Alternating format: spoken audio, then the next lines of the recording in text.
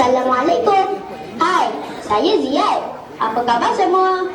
Saya ingin mengucapkan selamat datang pada semua ibu bapa yang hadir. Okey kawan-kawan, kita sekarang di majlis apa?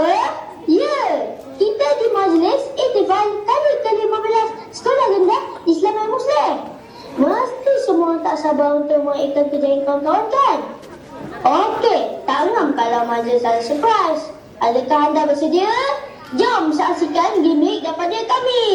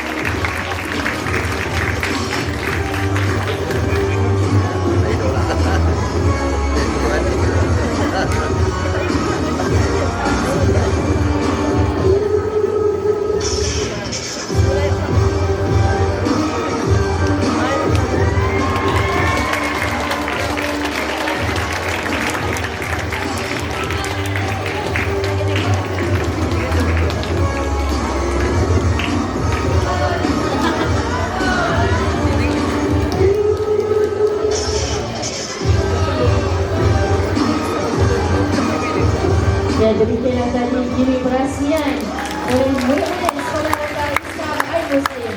Dimohonkan berhormat Datuk Muhammad Henry bin Abdul Hanif untuk berserkan di atas pentas.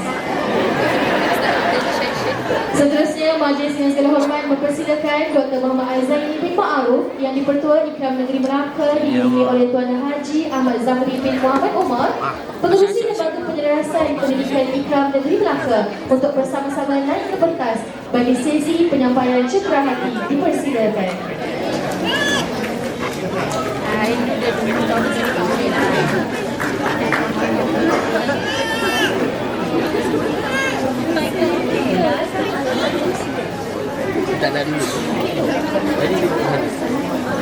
Like memang tak naik kan?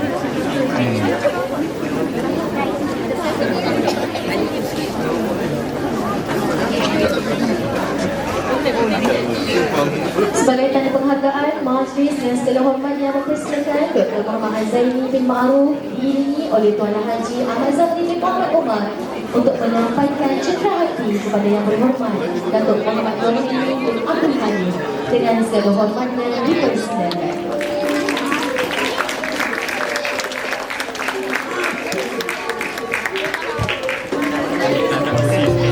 Ha? Banyak tidak belah.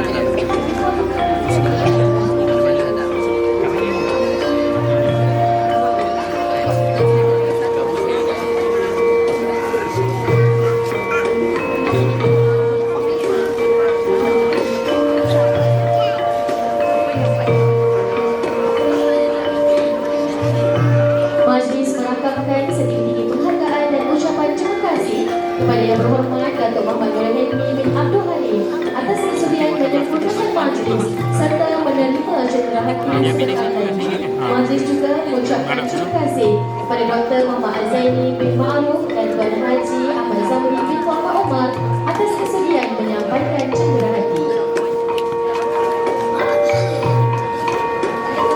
Hadirin sekalian, majlis ini mengumumkan perarakan keluar yang berhormat Datuk Muhammad Nurhini bin Abdul Halim Timbalan Esko Sains Teknologi Inovasi dan Komunikasi Digital Negeri Melaka merangkap Ahli Dewan Undangan Negeri Adu Duyung